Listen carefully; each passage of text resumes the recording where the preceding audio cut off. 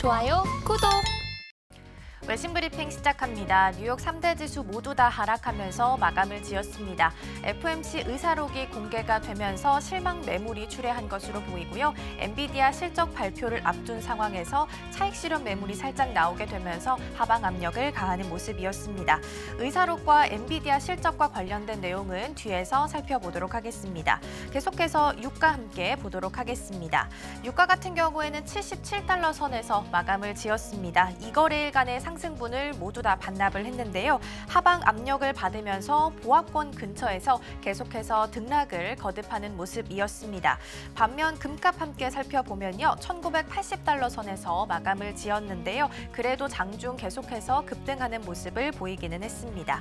이어서 기사들 함께 살펴보겠습니다. 첫 번째 CNBC 기사부터 보겠습니다. Fed gave no indication of possible rate cuts at last meeting. 미닛 쇼라고 되어 있고요. 밤사이에 공개돼 있던 FOMC 의사록과 관련된 소식입니다.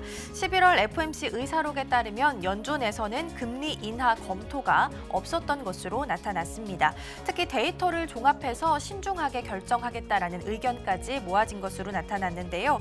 우선 의사록은 향후 발표되는 경제 지표에서 연준의 노력이 충분하지 않다라고 확인될 경우에는 추가로 금리를 인상하는 의견이 제시됐다 라고 설명을 했습니다. 다음으로 위원들은 금리 인하를 언제 시작할지 이것에 대한 여부는 전혀 논의하지 않은 것으로 나타났습니다. 제롬 파월 의장이 금리 인하를 전혀 고려하지 않고 있다라고 발언한 것과 그대로 마찬가지로 나타났고요. 마지막으로는 연준은 4분기 경제 성장이 현저하게 둔화할 것이다라고 표현을 했습니다. 그래도 그동안 좀 좋은 흐름을 보였던 시장이기 때문에 현저하게 둔화될 것이다라는 점에서 실망감을 살짝 주는 모습을 보였습니다. 그래도 전반적으로 살펴봤을 때는 새로운 내용이 없었던 만큼 의사록 공개에도 시장 반응은 크진 않았던 모습이고요. 연준은 다음 달 12일부터 예정이 되어 있는 FOMC에서 올해 마지막으로 금리를 결정할 예정입니다.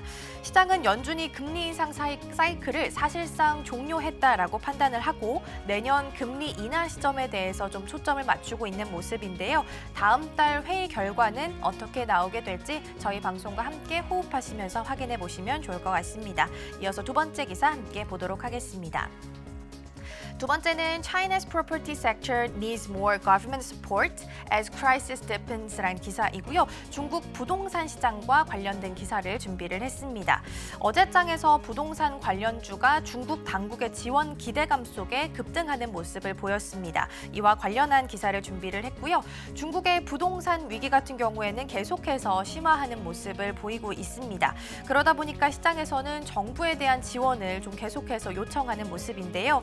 실제로 최근 보고서에 따르면 지난 10월에는 중국의 기존 주택 가격이 2014년 이후 가장 큰 폭으로 하락을 했고 미지급 부동산 대출도 사상 처음으로 하락했다고 발표를 했습니다. 중국 부동산 시장은 중국 경제에 있어서 가장 큰 부분을 또 차지하고 있기 때문에 중요한데요. 그래서 정부도 앞장서서 이 부동산 시장을 부양시키기 위해서 노력했지만 그동안은 수요 진작에만 초점을 좀 맞춰오면서 완전한 해결을 이루지는 못했습니다.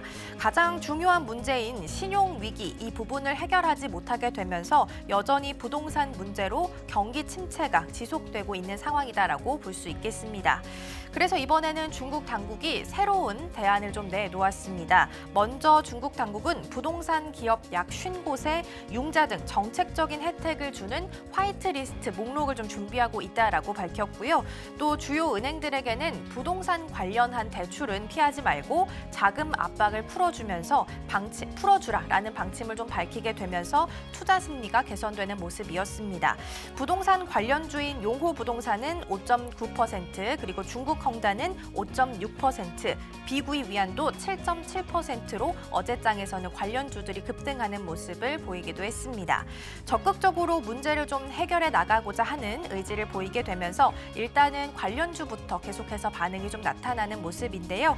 부동산 시장의 위축이 조금은 완화될 수 있을지, 그리고 경기 부양까지 좀 장기적으로 봤을 때는 이뤄낼 수 있을지 이 부분 확인해 보셔야겠습니다. 계속해서 섹터별 움직임 함께 보도록 하겠습니다. 네, 전반적으로 미국 시장은 좀 하락하면서 마감을 했기 때문에 빨간색이 조금 더 많은 모습을 보실 수 있을 것 같고요. 엔비디아 실적이 발표됐기 때문에 이 부분부터 함께 체크를 해보겠습니다. 0.92% 정규장에서는 하락을 하면서 마감을 했고요. 애프터마켓에서는 0.75% 정도 하락하면서 현재 시장에서 움직이고 있습니다.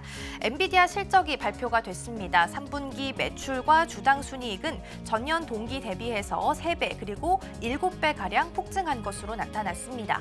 어닝 서프라이즈를 발표를 한 것이다라고 볼 수 있겠고요.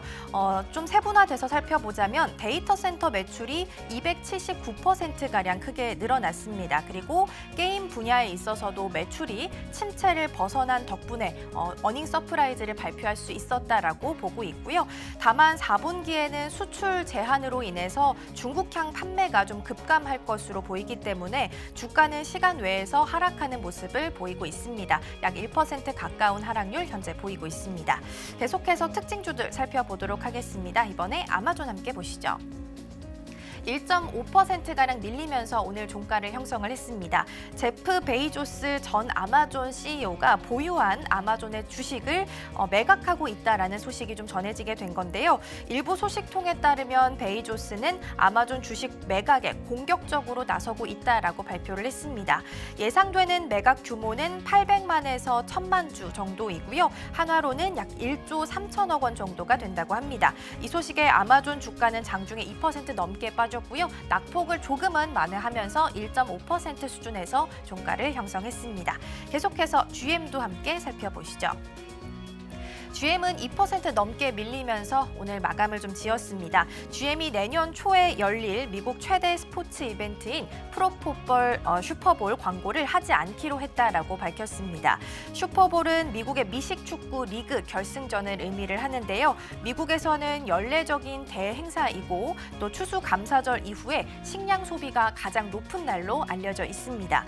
슈퍼볼 당일에는 경기장 주변이 축제처럼 축제의 물결로 가득 차게 되는데요. 슈퍼볼 광고료는 상상을 초월합니다. 2년 전 기준으로 좀 살펴봤을 때 30초당 550만 달러, 한화로 약 61억 8,200만 원에 달합니다.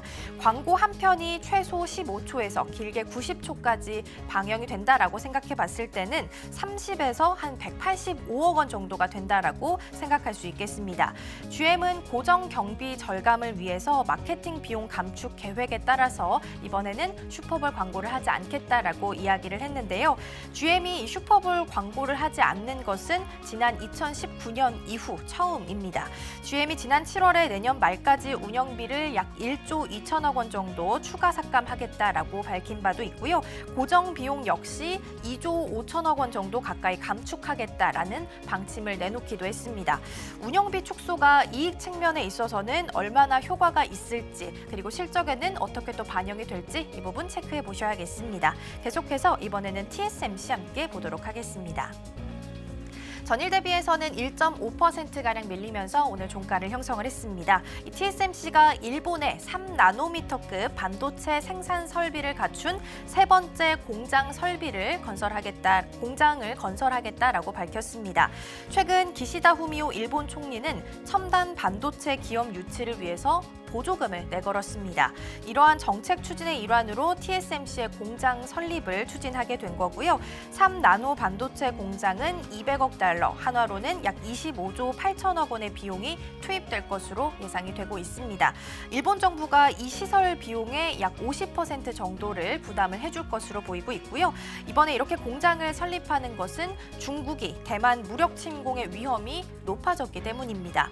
엔비디아나 애플과 같은 해외 고객사들이 생산 거점을 대만 이외의 지역으로 좀 옮겨달라, 다변화해달라 하는 요구에 따른 것으로 풀이가 되고 있고요. TSMC는 일본 외에도 미국의 2곳을 비롯해서 독일에도 공장을 건설할 계획을 발표를 했습니다. 이렇게 생산 거점 다변화로 지정학적 리스크를 줄여가는데 최선을 다하려는 TSMC의 기사까지 함께 살펴봤습니다. 지금까지 외신 브리핑이었습니다. 좋아요, 구독!